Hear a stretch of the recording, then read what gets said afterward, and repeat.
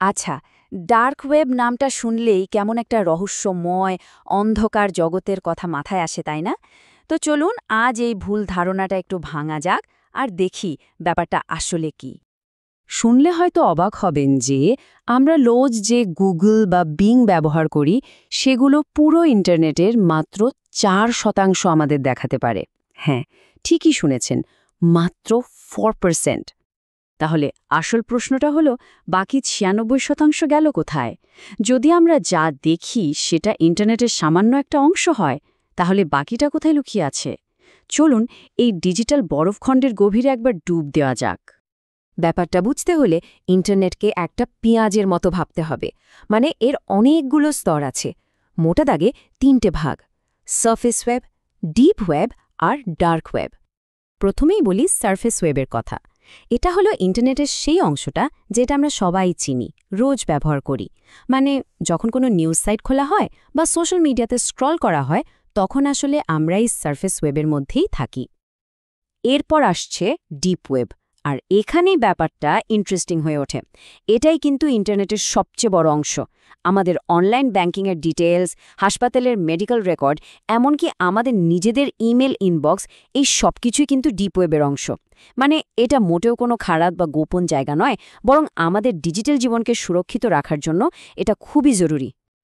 আর এই বিশাল ডিপ ওয়েবের মধ্যেই লুকিয়ে আছে ছোট্ট একটা অংশ, যেটাকে আমরা বলি ডার্ক ওয়েব।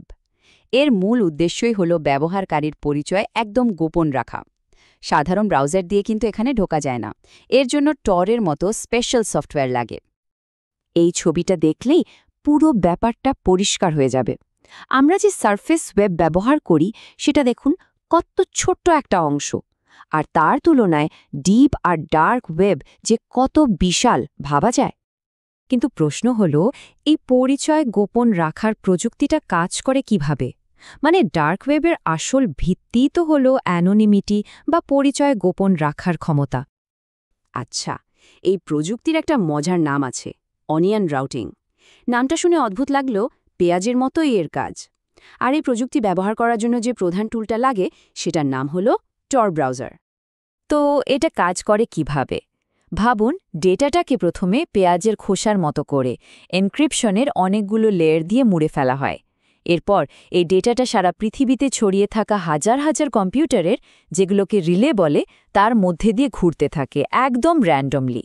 প্রত্যেকটা রিলে শুধু একটা করে লেয়ার খুলতে পারে। এর ফলে কোনো একটা রিলে কখনোই জানতে পারে না যে ডেটাটা ঠিক কোথা থেকে আসছে আর শেষমেশ কোথায় যাবে। আর এভাবেই ব্যবহারকারীর পরিচয় আর লোকেশন একদম গোপন থেকে যায়, যেন সে অদৃশ্য হয়ে গেছে। পরিচয় গোপন রাখার মতো এত শক্তিশালী একটা প্রযুক্তির কিন্তু দুটো দিকই আছে। মানে এটা যেমন একদিকে স্বাধীনতার একটা বড় হাতিয়ার হতে পারে, ঠিক তেমনি অন্যদিকে এটা অপরাধমূলক কাজেরও সুযোগ করে দেয়। ব্যাপারটা অনেকটা একটা মুদ্রার দুই পিঠের মতো। একদিকে সাংবাদিক, অ্যাক্টিভিস্ট বা ধরুন অপ্রেসিভ কোনো দেশের সাধারণ মানুষ নিজেদেরকে সুরক্ষিত রাখতে এটা ব্যবহার করেন। আবার ঠিক এই একই প্রযুক্তি ব্যবহার করে বেআইনি বাজার বসে, হ্যাকিং হয় আর নানা রকম ভয়ঙ্কর অপরাধও ঘটে। এই কথাটা কিন্তু দারুণ যে পরিচয় গোপন রাখাটা একটা ঢালের মতো, তলোয়ারের মতো নয়। মানে এর উদ্দেশ্য হল রক্ষা করা, আক্রমণ করা নয়। আসলে যে কোনো শক্তিশালী প্রযুক্তির ক্ষেত্রেই এটা সত্যি।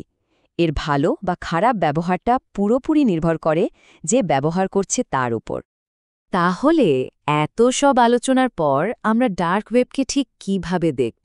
এটা আসলে কি? শেষ কথা হলো, সবচেয়ে জরুরি যে বিষয়টা মনে রাখতে হবে, ডার্ক ওয়েব নিজে থেকে ভালোও না, খারাপও না। এটা শুধুই একটা টেকনোলজি, একটা টুল। ঠিক যেমন একটা হাতুড়ি দিয়ে ঘরও বানানো যায়, আবার কারো মাথাও ফাটানো যায়। ডার্ক ওয়েবের প্রযুক্তিটাও ঠিক ওরকমই। এর ফলটা কি হবে সেটা পুরোপুরি নির্ভর করে ব্যবহারকারীর ওপর। তো আজকের আলোচনা শেষ করার আগে একটা প্রশ্ন সবার জন্য থাকল। এই যে টেকনোলজি এত এগোচ্ছে, এখানে সত্যিকারের অনলাইন প্রাইভেসি বা গোপনীয়তা কি একটা মৌলিক অধিকার যা আমাদের যে কোনো মূল্যে রক্ষা করা উচিত, নাকি এর ঝুঁকিগুলো এতই মারাত্মক যে আমরা আর এই ধরনের গোপনীয়তার ভার নিতে পারি না? উত্তরটা হয়তো সহজ নয়, কিন্তু প্রশ্নটা আমাদের সবাইকে ভাবাবে, এটা নিশ্চিত।